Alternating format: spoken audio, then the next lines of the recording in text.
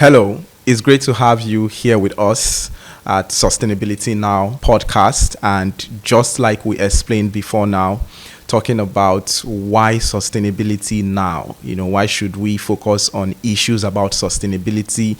Is it really about a buzzword, or does it really matter? What are the intention for having to start a podcast as this? And that's what we're going to be addressing in this very episode, trying to look at why we say sustainability now and why it's important, looking at issues around climate change and human actions. So from my perspective, always when I try to look at sustainability, I see sustainability as a design and human problem, right? Design in the sense that we can actually build a system where resources are working for our good rather than against us, right? And as well as looking at how we're interacting with our environment, being that we are living within an ecosystem within the environment, and how nature works is you feed what feeds you, else it dies, right? So all of that is why I see sustainability as a design problem. Then the human problem aspect is the fact that what we are doing, right, is impacting us. We're seeing the effects, we're seeing it happen, but for some reasons, it's supposed to be easy, right? Stop this, and it's just supposed to work. But then we're not seeing that come to fruition. We're not seeing that happen over the years. So all of these have been matters and issues of concern, right? And I think as we delve further, I'm just going to share even more experiences, but I would love to hear really from your perspective. What do you think about sustainability and why sustainability now? Sustainability and sustainability now, the name of what we're talking about is because prior to now, we have acted like everything in the environment is not our business, right? We have acted like, the environment is dependent on human beings. We can do whatever we want to do and get away with it. But that is not the case. That is not the case. The case is we depend on the environment. The environment will do fine without the input of human beings. So in a system where the relationship is tilted to the other end, we should act in a way that our actions complement the environment. But that is not what we're doing. What we've been doing is we go, we harvest, we don't care what happens, and we continue the process because we've been told the land is fertile. We've been told, if you go here, there's an abundant supply of resources. We operate with an unlimited mentality, which is not the case. And these actions have brought about depletion. It has brought about exhaustion. It has brought about extinction. We have cases where animals are extinct. We have cases where species are no more found where they used to be. And we ask ourselves, how did this come into being? How it came to being is sustainability was not factored when human beings started producing, where we started manufacturing. And if it wasn't the center stage. It wasn't the primary focus. Every other thing was not built around sustainability. Because if that was the case, afforestation will not be a problem. Deforestation will not be a problem. Everything around forest, planting, farming, it would have been settled. The solution that we're trying to prefer now would have been from start, right? So basically, what humans or what we did is we had a system, we understood what we wanted to do. We ran forward. And then we saw, there's a roadblock. How do we maneuver it? Now we're trying to find a way around it. Whereas we were supposed to project, understand how that the environment is in as much as we say is an infinite resource, it's actually finite if it's not planned. If the use is not planned, it is finite because it will finish if it's not replenished. Let me delve a bit. The environment functions in such a way that it's like an ecosystem. It's an interdependent relationship. Yeah. Nothing is idle. Nothing is independent of each other. We humans, for example, we live, we die. Yeah. When we die, our body, the flesh nourishes the environment, right? And plants as well. Plants live, decay, live, decay, live, decay. That cycle, it's an independent relationship. There is no new material on earth. Everything has been there. Everything is connected and everything is linked. And how human interactions have altered this is because when we act, when we produce, when we put in systems in place, our systems are open-ended. They are not closed. It takes me back to water cycle, life cycle, all the cycles that we have in the environment, in sciences. It's a cycle for a reason. It's a cycle because they are interconnected, is not independent. And where the problems stemmed from was when things became independent rather, and they became non-interconnected. They were isolated. Production became isolated. Producers were not concerned with the aftermath of what they produce. When you're constructing, they don't consider how the houses they are constructing affect the environment. All the landlord cares about is, I want a house, this is how I want it, and that's on, period. That's a lot shared, right? I think there's a line I got there now that really makes sense and is striking, right? If it will finish, if it does not replenish, right? So, and that makes really like a whole lot of sense, having to see how for man, right, what we're supposed to do is control. Right, that process of control, trying to ensure that the resources we have the time they take the time they're supposed to use to replenish. You can't force nature, right? How nature functions. So that aspect of replenish really works. Then I love also the aspect where you highlighted sustainability being more of a proactive action rather than a reactive action. I think from the beginning, it wasn't factored into design process, but now we're trying to factor that in, even with all of the efforts and resistance. But the idea is the fact that sustainability should come first, right? Sustainability thinking should be at the forefront of any design or any project whatsoever, and not reactive, an aftermath of something happening. So I think that's a direction that we need to tilt towards and think around, right? But I would love to also hear your thoughts around where we are now. We've seen the problem, right? We're already living in that problem. We're living in the realities of the problems we created ourselves as humans. How do we begin to navigate, trying to live or try to solve this problem? Because the issues about the environment, climate change, pollution, they are more of issues of behavioral changes. They are mindsets that have been built over years, right? So trying to correct or tell someone what you've been doing is a wrong pathway, can you do it this way, becomes most of the complexities we see within trying to tackle this issue. So where we at now, right, seeing where we're coming from, right, to our current position, what do you think? How do you think we should navigate the paths going forward? How we should navigate the path going forward is through knowledge. You can't change a thing you know nothing about. You can't make a difference in an aspect if you're not knowledgeable about it. If you don't know how your actions directly influences or directly affect that particular thing, you'll be ignorant. You won't be able to take the necessary actions. You won't be able to take the necessary steps. And that's why we are doing this. We need to bridge the knowledge gap. We need to bridge the knowledge gap in environmental matters. Because you relate with someone today and you're asking them, oh, do you know the effect of what you're doing today? And you're like, concern me now. Me, I just want to make my daily bread and move on. Everybody is acting like it is none of their business. In actual reality, it is everybody's business. I like to paint this analogy so that I will use it to drive my point home. Imagine a scenario where in your house, everything is put together. Your lights, the cleanliness, the flowers, the pots. Your house is pristine. It looks like something that just came out of Pinterest. I know, right? But then the way to your house looks like a bush. It is scattered.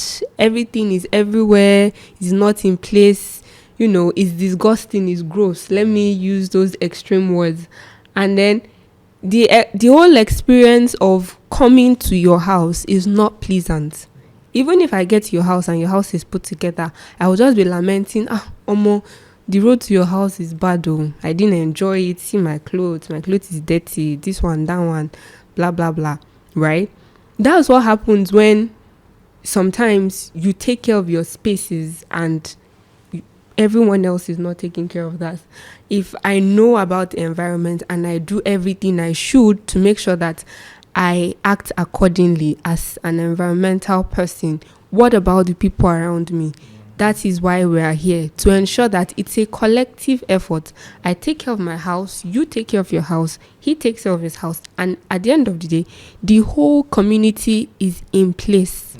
And then there is a meeting point. I know that, where mine stops is where yours starts. Yeah. And then we also find how to manage that. So it starts from being knowledgeable, right? We'll talk about it. We explain the terms. We explain the importance. We explain the fundamentals, how everything relates with one another, and how your part is important, how you should play your part.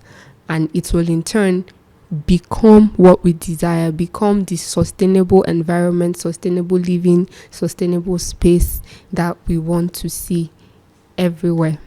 Amazing, great. So bringing it back again to the aspect of everyone being involved, and we see this being already a global conversation, right? No debates about that. And the reason why it's a global conversation, it's because the action of someone else imparts even another, not just the person who is even taking the action. That's the sad reality of it. Someone else might take actions and the adverse effect is imparting someone else, right? And sometimes the impact is so massive to the extent that I can take an action here in Nigeria and it's impacting people outside of Africa, right? So it's a transboundary problem, actually. And that's the reason we're seeing the aspect of knowledge first being the very first foundation towards having to deal with this. Because if everyone is knowledgeable, get to understand the impact of what they're doing, the lifestyle, how it impacts them, how it impacts those around them, how it impacts future generations, right? We would begin to take it even more seriously, knowing that the earth houses us, and therefore we should do everything within our power to provide for it. It's just a simple cycle. You have to feed what feeds you. If you're not feeding whatever is feeding you, someday it's going to die off. Just like she said, it will finish. And that's not the extent to which we want to get to. And that's the reason we see conversations like this as a priority, and kickstarting that conversation with Sustainability Now podcast. So lastly, I would like you to maybe delve into the aspect of this, having to be an issue of global concern. Where is, I would like to say, right, I know we're in Nigeria, and we definitely, obviously, live in Africa, right? But I always want to understand, where is Africa in this situation or in this conversation? Because what we're seeing is Africa is on the disadvantaged end, in the sense that we're vulnerable with all of the conversation, talking about flooding, talking about drought, food insecurity, everything. We're suffering more, obviously, with all of the recent happenings. So I want to hear your thoughts about what is in it for Africa in this conversation. What do you think Africa and Africans should really focus on at this point in matters talking about sustainability? Well, for Africa, for Nigeria, the first step honestly, is to understand where we are. We need to understand where we are, the depth of our actions, and the impact of all that we have done thus far. It is until then you can begin to design structures, policies, anything that can take us from where we are to where we want to be. I made an observation, and I discovered that where we are right now is where the first world countries were a few years ago. They've learned from some of the mistakes they made, and now they are beginning to take necessary steps to retract their steps. But unfortunately, from what I observed, where we are in Nigeria is where those countries were, and we are still going exactly in that trajectory. We're not learning from their mistakes, implementing it, learning, recovering, and being on the right track, but we are falling right into the same ditch they fell into, and then we want to pick up from there. It's not healthy. We're not being smart.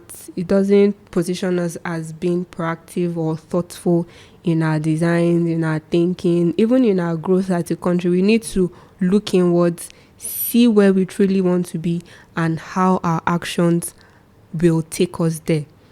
Right? How our actions will take us there. Because it has to be holistic. It can't just be, oh, this is what we see in movies. Oh, this is what we see online. Why? Why is what where? We need to question a lot of things, and we need to critically analyze how what we are doing will impact. We shouldn't just build blindly. I think what Africa has done is build blindly thus far. We see it in movies, we want it.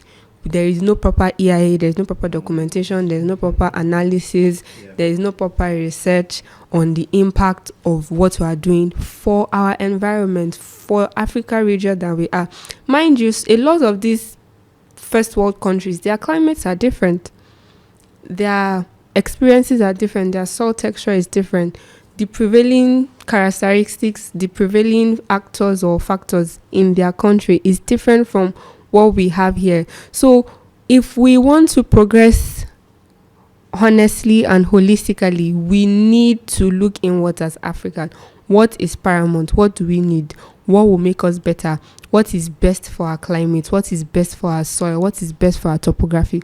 What is best for the region that we find ourselves? You made some mention of something earlier about, how your actions affect. Yes, it's a cause and effect. For every action, there's an equal reaction, whether you are the direct beneficiary of it, or you're the secondary, or you're the tertiary beneficiary. There is, yes, it must hit you somewhere eventually, and there is someone that is benefiting from that, either positively or negatively. The fact that it doesn't come to you doesn't mean it is gone forever. No, it's not gone.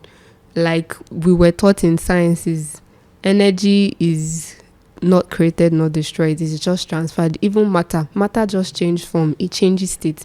So is the environment. So is everything in the environment. If you burn something, it turns to ashes, it evaporates, the smoke, it converts, it joins another cycle, it starts again.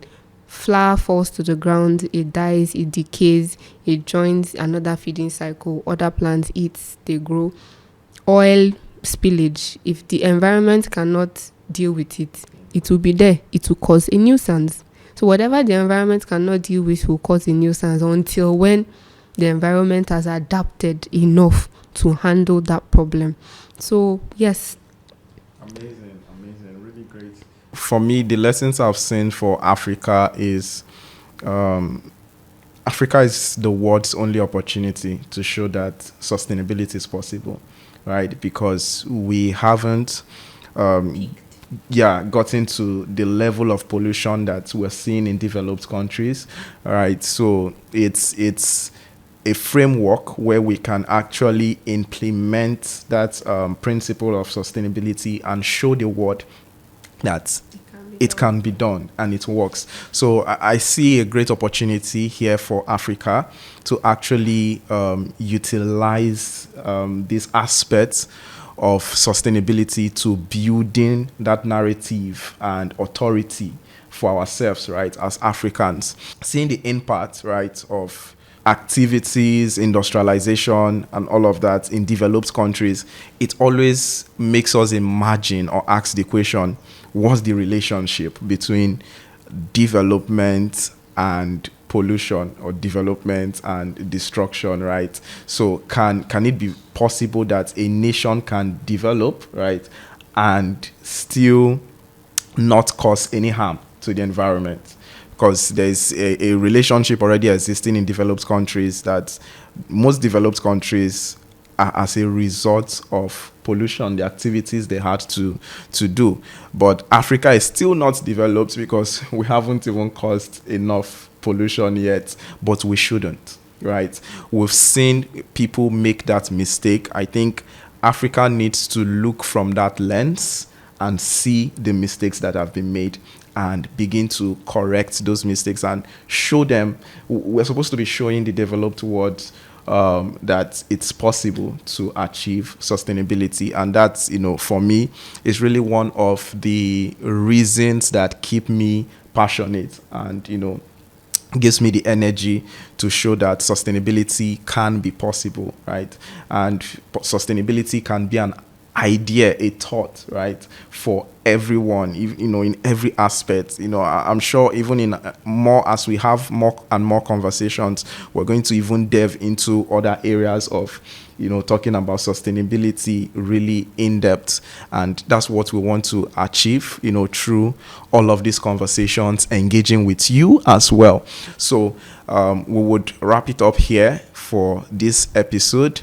Let us know your thoughts. What do you think about sustainability? Do you think it really matters now for us as young people, for the next generation? Why do we need to share this knowledge? Why do we need to start having these conversations? Do we really need to intensify them?